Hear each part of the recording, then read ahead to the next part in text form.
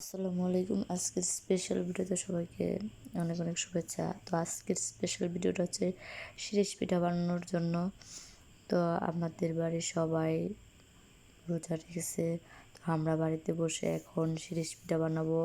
তার জন্য প্রথমে কলা পাতা কেটে নিয়েছি, শিরিষ জোগাড় করেছি আর গোলা করেছি। তো এখানে আছে আমার বড় আপু, দুইটা বড় আপু, একটা ভাগ্নি আর ছোট ছোট কতগুলো পিচ্ছি পোলাপান।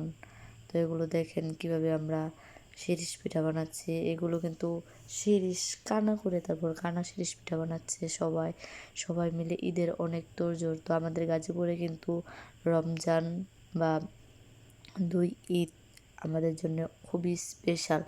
যেমন শীতকালে পিঠা উৎসব হয়, আমাদের কিন্তু দুই ঈদে অনেক পিঠা উৎসবের মতো অনেক আনন্দ হয়। তো শীতকালে অনেক ভিডিওতে দেখছি আমি যে নকশি পিঠার আয়োজন করছে। তো নকশি পিঠাও নাকি শীতের পিঠা, কিন্তু আমাদের এখানে নকশি পিঠা, শিরিষ পিঠা, পাতায় সাপটা, তারপর পাতা পিঠা, পয়সা পিঠা এগুলো কিন্তু ঈদে অনেক চলে।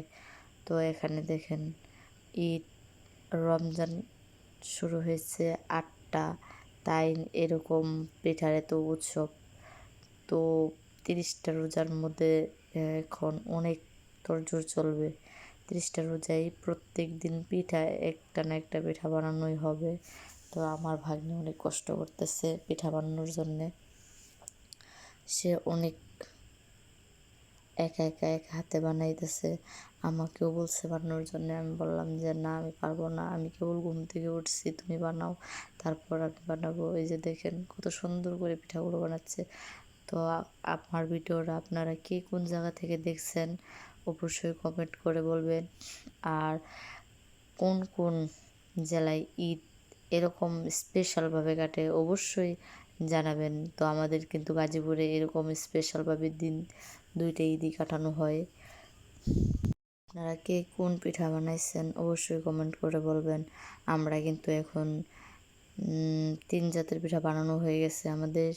ঝুরা বানাইছি, তারপর শিরিষ পিঠা বানাইছি, পাতা পিঠা বানাইছি। এখন আমাদের শুধু বাকি আছে নকশি পিঠা মানে কাটা পিঠা। এই যে এখানে দেখেন আবারও আমার আপু আরও গুলা গুলতেছে যে পিঠা এগুলো আরও বানাইতে হবে। তো আপু আগে আলাদাভাবে গুঁড়া রেখে দিছে, তারপর পানি, গরম পানি, হালকা কুসুম গরম পানি দিয়ে কিন্তু পিঠার গুঁড়া কিন্তু গোলা হয়। তো ঠান্ডা পানি দিয়ে যদি গুলেন তাহলে কিন্তু পিঠাটা হবে না, ভেঙে যাবে। সেই ক্ষেত্রে গরম পানি, হালকা কুসুম গরম পানি ভালো। তো আমার আপু, আমার ভাগ্নে অনেক কষ্ট করে পিঠাগুলো বানাইতেছে। আমার খুব কষ্ট লাগতেছে, আমি পারতেছি না। অবশ্য আমি পিঠা বানাতে পারি, কিন্তু আমি কেবল ঘুম থেকে উঠছি তাই পিঠাগুলো বানাতে পারি নাই। তার জন্য আমি অনেক দুঃখিত। তো আজকের মতো আমার এই ভিডিওটা এই পর্যন্তই। আল্লাহ হাফেজ।